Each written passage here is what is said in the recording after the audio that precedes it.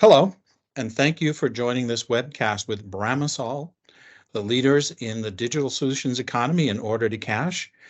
Today, we're going to be talking with Patrick Maroney about the digital solutions economy and trends in the high-tech industry. I want to take a moment to welcome Patrick. Patrick, thank you so much for joining us. I know how busy you are, and we're really excited to have you here as part of our discussion. John, excited to be here. Thank you so much for the invite and let me speak to your adoring fans.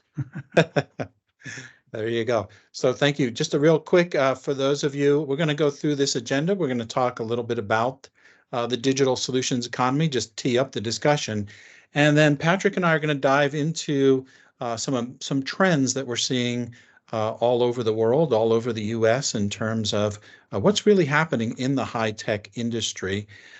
And then we'll wrap it up with a few comments. We are recording this session. We aren't going to be able to take questions live here today, but you can check out our other webinars. But you can post questions. So if you're watching this webcast, please feel free to reach out to us with any of your questions and follow-ups. And again, to remind you, we've done a number of these with SAP. We're going to have a series of these with Patrick, and I welcome everybody to check us out at thebramasol.com, Apple iTunes, Facebook, and all of these other great opportunities for you to really engage with our content. In particular, I recommend you head over to the YouTube channel and check out our list of videos. The other thing you can do if you really are interested in this topic is Patrick is one of the most adept people I've seen on LinkedIn, and he posts, Patrick, you post every Friday a finance summary. Is that correct? Yeah, it's every Friday. It's sort of a curation of what are the top industry headlines, as well as a list of upcoming relevant events. But I do try to also post once a day on topics that will serve high leaders in the high-tech industry.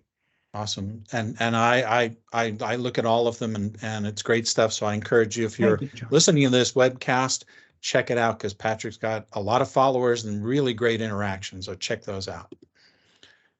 So we're reimagining the idea of RevRec, or reimagining the whole world. And why are we doing this? Because what we're seeing in the world today, as an organization, as a world really, is a move away from existing business models that offer simply a pay for something once model to so many different kinds of recurring revenue models or reoccurring revenue models.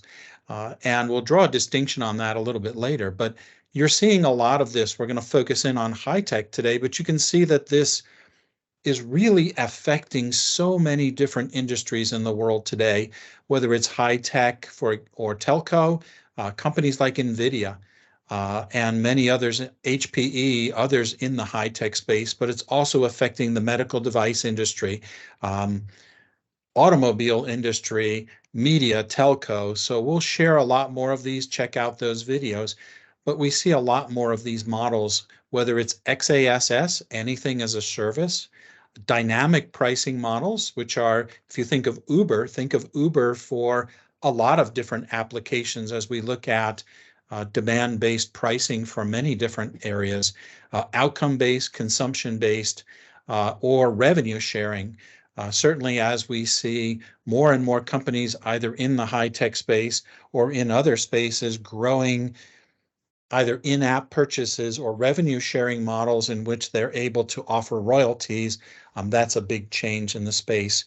And I know Patrick going to dive into it, but I think you would agree that we're seeing just over the past couple of years, an accelerated change or an acceleration of so many of these companies in this direction. I absolutely am seeing that, John, and it's interesting to see how prolific it is across so many different subsectors. Absolutely. So with that, let's dive into our specific conversation, Patrick, and I'm going to turn this over to you. I'm going to turn control over to you in terms of allowing you to share your screen. And what I'm thinking, or what I would like to do is talk a little bit about a lot of the best practices. What is this slide all about? Because I know a lot of these companies are struggling with a lot of issues, right? Well, and you just said it a second ago, John, about how much you're seeing companies move to everything as a service. And there's a lot of different drivers for that. In some cases, it's out of necessity and competitive necessity, right? Your competitors are all doing it. They're all offering it as an offering to their customers. And if you're not and they are, they're differentiating and you're not. In some cases, the pressure could be coming from the street itself and Wall Street, Yeah. right? Is putting more and more increased pressure on companies to drive a recurring revenue type model. So there's a lot going on. But as companies embark on this process, as you know, in order for them to adopt best practices, they really have to have a handle on the challenges, and it can get quite complex. It's a radically different way of approaching business. Think about the company in the old days that sold a product. And maybe they had a whole division of their company that made money selling the product. They had another division of the company that made money installing the product, another division that made money maintaining the product, another division that made money selling consumables if it was a hardware type solution. But effectively, you're moving from selling a product to selling an outcome on some type of recurring basis. The simplest is a subscription, a Netflixing of the model, if you will.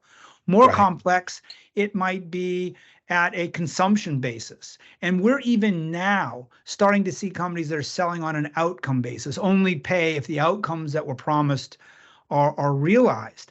And you think about the complexities there. If you sold a product, you sold it and walked away before, maybe you worried about design for manufacturability. But now, if I'm selling you the product as a service, maybe it's printing as a service. I don't sell you the printer. I just charge you for the number of papers you printed.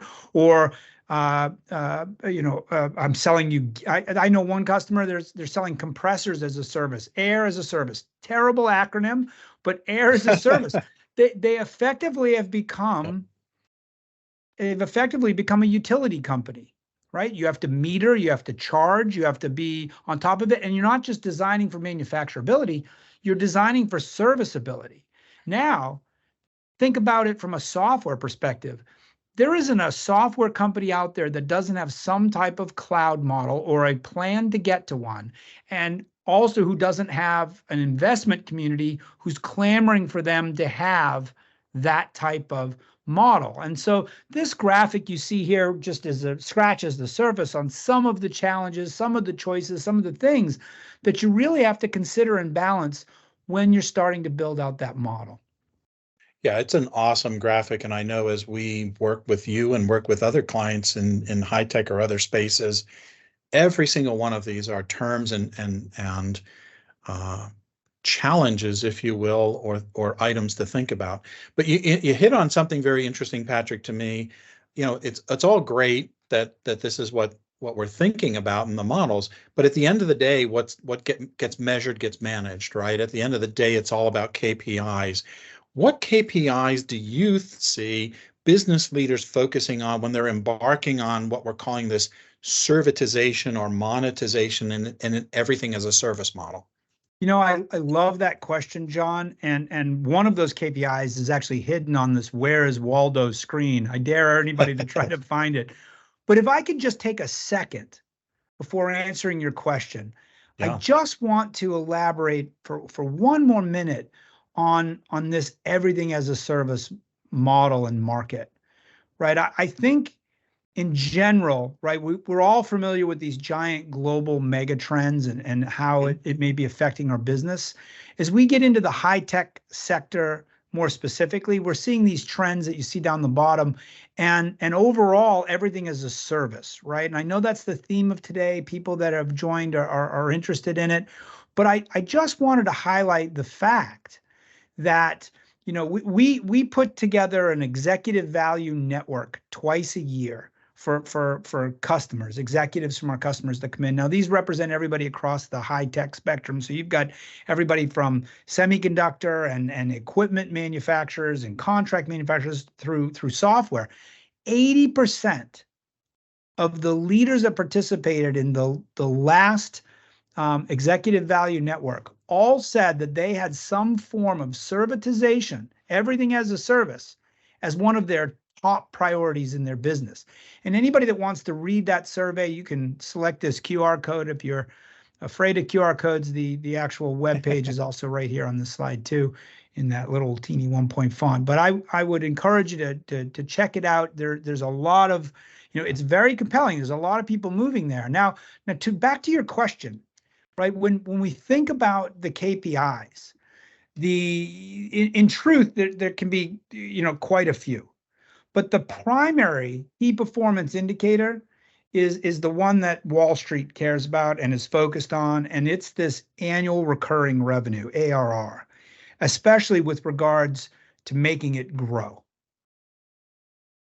Absolutely, and sustaining it. And it's interesting that you mentioned that. I had a chance on Tuesday as part of a group to listen to a private equity firm and a company that facilitates the sale of companies. And this came up at the top of the list: annual recurring revenue, a stream that happens over time that is maybe not guaranteed, but shows a recurrence of that revenue in a subscription. And then another one was what they called reoccurring revenue, and how often do your customers come back to you and buy again? So those were two absolutely spot on. And I think, absolutely, from a Wall Street valuation perspective, you hit the nail on the head.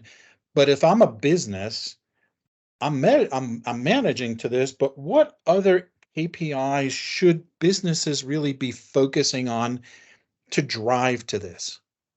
Another great question, John. And I would say that, again, there are a number, but there are really 6 primary KPIs that every business who's looking at going into a servitization, everything as a service model, that they should keep their eyes on, right? And we've already mentioned ARR, but there's also customer lifetime value. There's customer acquisition costs. Yeah. There's the cost of service. There's the customer acquisition rate, and there's customer retention rate, right? This is really where churn winds up absolutely critical, whether you're in a subscription model, a consumption model, or even that outcome-based business model that I'd mentioned earlier. Yeah, and I know back in my, back in the dark ages when I was early in my career, Patrick, I was with AT&T, and I got to tell you, it's interesting to see how these metrics that we focused on every day as part of the long distance business are now permeating businesses everywhere. And I agree with you, spot on, that these are great ones. Another question, and I see that, and these are great metrics, but I see companies really struggle with all of this for a lot of different regions. They're in different places, maybe on a maturity curve, or they've started this process we think of as comply, optimize, transform. Yeah, that's really interesting, John. I think it'd be great. Can you elaborate on what you mean by maturity curve? I think you're on the right path here. Yeah, a lot of businesses are out there in different places in their company. Either they've been down the road for a little while, or they're just starting out. And things like change management, process management, that's half the battle when they're embarking on a transformation. And maybe technology is part of that answer. Process management, the idea of the combination. So if we take technology for a moment, you think about companies like SAP and system integrators with Bramasol, where we bring together, a perspective on the technology platform. But so much of this that you pointed out in the beginning is all about business process and thinking differently. And as you move to this servitization model, you're going to have fits and starts. And so there are more ways to measure that, right?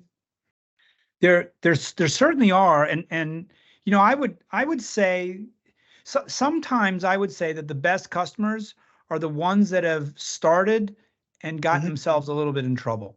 When you Yeah. haven't done it yet, you don't know what you don't know. You presume a lot, and you might go down. In fact, I see it quite a bit. You might go down the wrong path, Hmm. and that's actually where a lot of these six focused KPIs come into play, right? As I look at these KPIs, it's really it's in managing the business, in being and understanding where you are on that maturity curve, knowing, you know, process wise, what you want to do, what you're ready for, technology, what you're ready for, instead of going down sort of a best of breed kind of path, knowing that there's so many pieces and it can be complex, having it all sort of tied together is critical. And if you're going to look Right. at these six KPIs, you really need to be considering them like a dashboard, like all the gauges you'd see on in a race car, if you will. And if you've hodgepodged it together, you're not going to see that dashboard. Do you follow me? Yeah, well, that makes a lot of sense, but elaborate. How do you mean? So let me give you an example, right? While my wife's minivan has, you know, a standard, you know, number of gauges that you see on all minivans, really on all cars, I'd argue that she really only uses two of those gauges, right? Gas and say the speedometer. But consider a race car, right? And they have Hmm. upwards of 10 gauges, five of which are all actively being used by the operator to make adjustments to win the race. Does that make a little bit more sense? Yeah, yeah, absolutely. And my daughter being a huge fan of Formula One, of course, we have to hear about our friend Hamilton all the time and all going on. So that's a great analogy. And certainly an implementation of new software, new processes, especially in this case where you're talking about taking a model and turning the world upside down, everything as a service. You need critical metrics to help the leaders keep it on track and understand when and why it's going off track. So, how do you see um, companies making these improvements to the metrics? Ah, wow. John, I got to hand it to you. You really asked the best questions. So, first, I think it's important that the data you're using be real time, right? Keeping with sort of the gauge analogy, Hmm. imagine if the gauges in the race car weren't real time, right? Yeah. What if the gas level that you looked at, what if it was the gas last hour? What if it was the gas last week or last month, or heck, like most companies, last quarter? How Yeah. different would you drive your car if you knew that the gauge was last quarter's, it was a quarter old, right? Real-time data is mission critical in a modern intelligent enterprise, and doing business in this digital economy requires that. Second, you know, it's not unheard of to drive improvements in these metrics from say single percentage points up to say 30 percentage points in any of the metrics that I've mentioned. You know, if you take customer lifetime value, for example, right, and Sure. you want to improve adoption leads, or if you want to improve it, right, you want to then improve your adoption, and if you're improving your adoption, that's going to lead to more consumption. So how do you do this? So companies need to simplify their selling process, especially the customer service aspects that lead to additional selling opportunities. So, you know, there are a combination of technologies and processes and best practices and where and when to apply them based on where you are on that Hmm. maturity curve. You can drive significant improvements to these metrics if you're already going down the path of everything as a service, and maybe it's not, the business isn't going the way you want, or if you're thinking about going down that path, you know, these are the metrics you want to focus on. And it's not uncommon for us to drive improvements like the numbers that are now up on the screen. Absolutely. You know, that's a lot to unpack, Patrick. Yeah, maybe you could give us a, you know, kind of a concrete example. Sure, John. I'd say one way to simplify the selling process is to, for example, be able to make changes to contracts that are already in execution, right? So automation is a great tool for this. The magic word automation, Patrick. And of course, we hear about that from RPA, robotic process automation, or everybody's recent favorite term is, you know, regenerative or generative AI. Is that what you're talking about here? No, I'm not talking about RPA or robotic process automation. Listen, it's a great tool and it has its place, but I'm really talking about a platform approach, right? I mean, you think about the spaghetti diagram that was on the whiteboard on this slide. And, you know, as we think about the platform approach, you need, and we've already talked about this, but you need real-time data. You need those gauges. You don't get that if you stitch together a best of breed approach. You can't put RPA on top of a Frankenstein stitched together IT landscape and expect to have real-time information, nor a system that's flexible to changes that you're likely to incur along the way, right? Who anticipated COVID and the shift of COVID?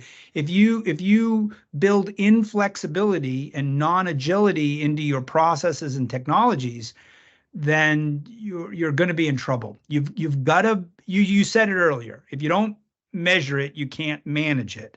And if the metrics are a week old, a month old, a quarter old, you're not going to be measuring it. So you really need to have it on a single platform. So when one end of it sneezes, the other end of it is saying Gesundheit. Does that help? Right. It's spot on. I think exactly. And it certainly plays to what we've been hearing from and talking to customers.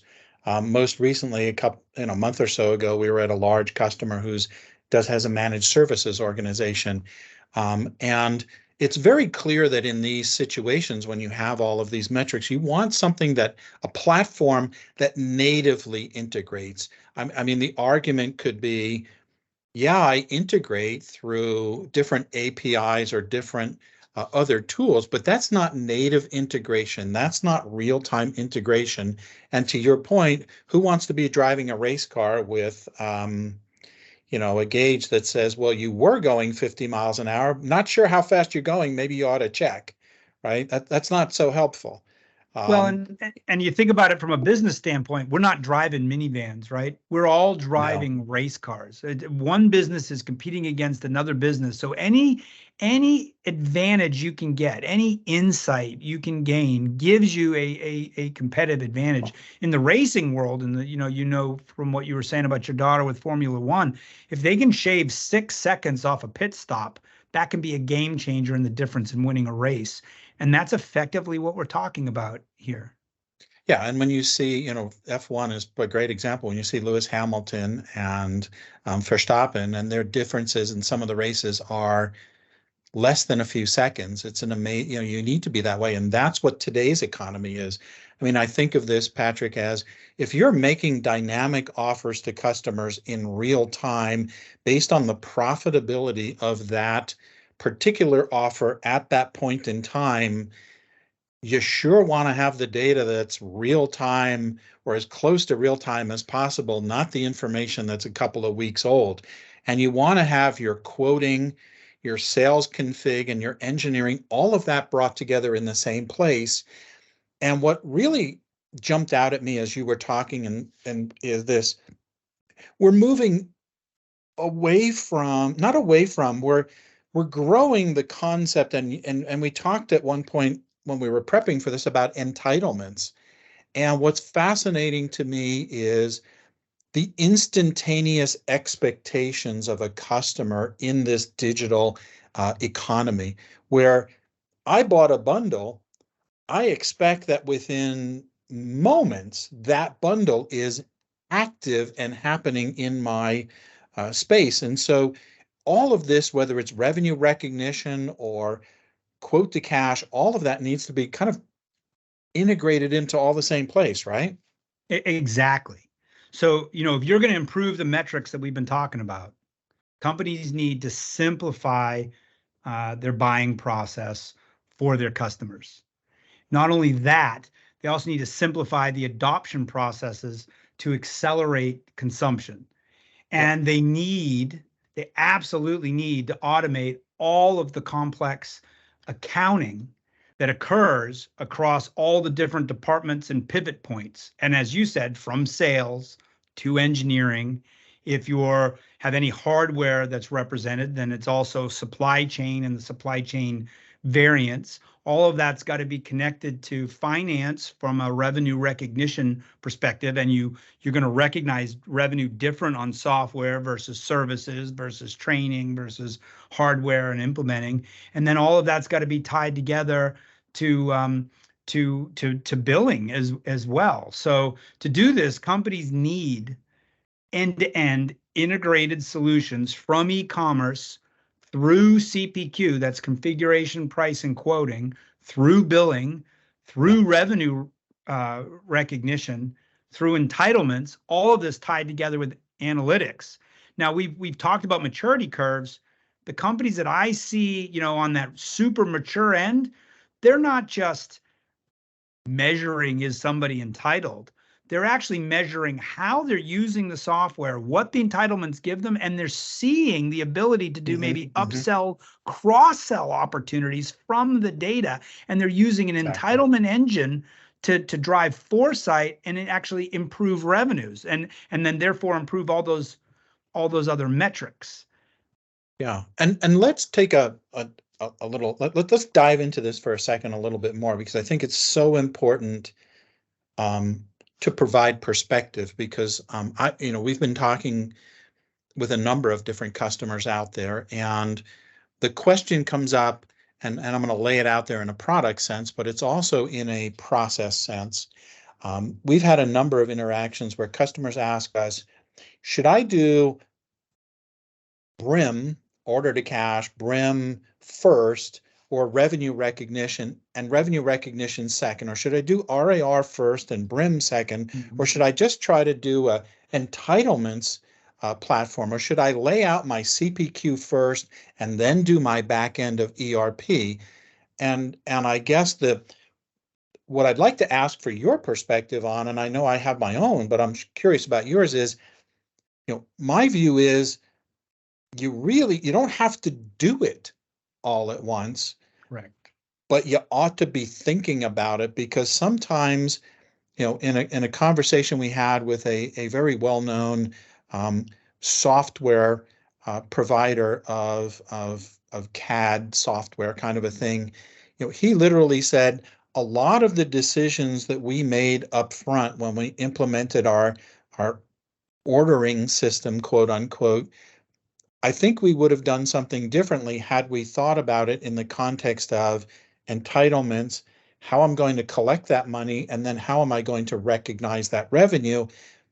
It all has to be done holistically. Do you have a perspective on that, Patrick? I do. Do you have another hour? What I'd say to this, John, is you can be general, and we can make some basic recommendations based on where your starting point is, where you fall on that maturity curve.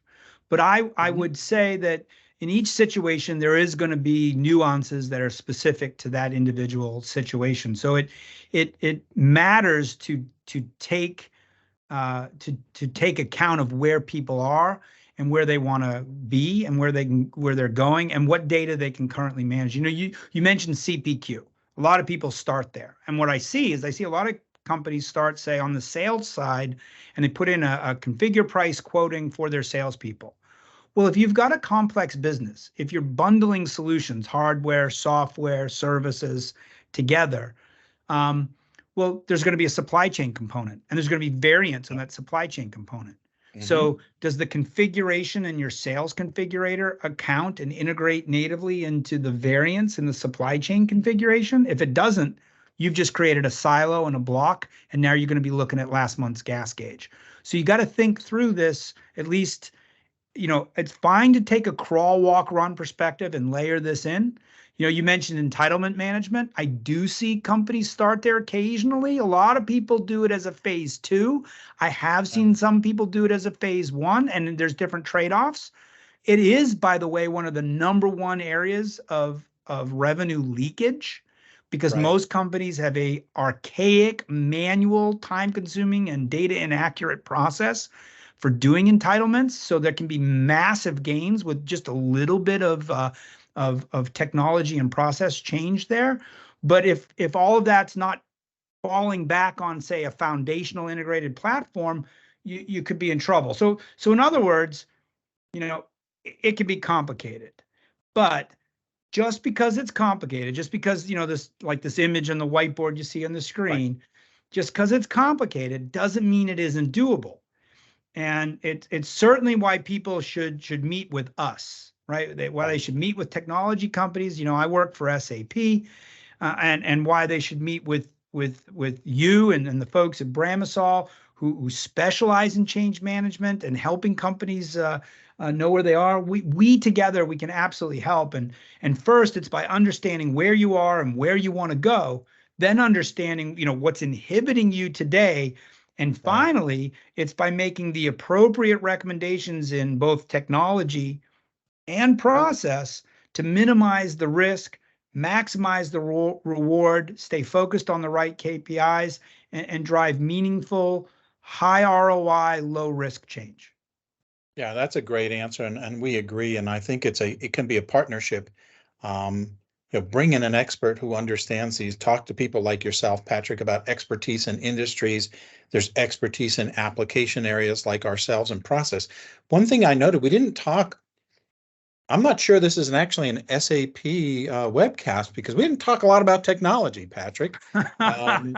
Usually it's all about, here's my speeds and feeds, or here's my technology. But I think, let's touch on that for a moment. What can you add, and what can you tell people about what does SAP have to offer in this space? Well, sure. I guess I'm not even sure I gave people my role, but I'm a principal in our high-tech industry practice. And essentially what that means is I get the opportunity to work with customers and help understand where their markets are going, and ensure that our development organization is developing the feeds and speeds, as you say, to meet where the market's going to be, 3 years, 5 years, 10 years from now. And then occasionally, they let me out to talk to folks like yourself and prospective customers about what's going on. But I would say, people are moving to SAP because their current tools and because their current processes have limitations. And it's typically because they lack flexibility. They can't support their growth models.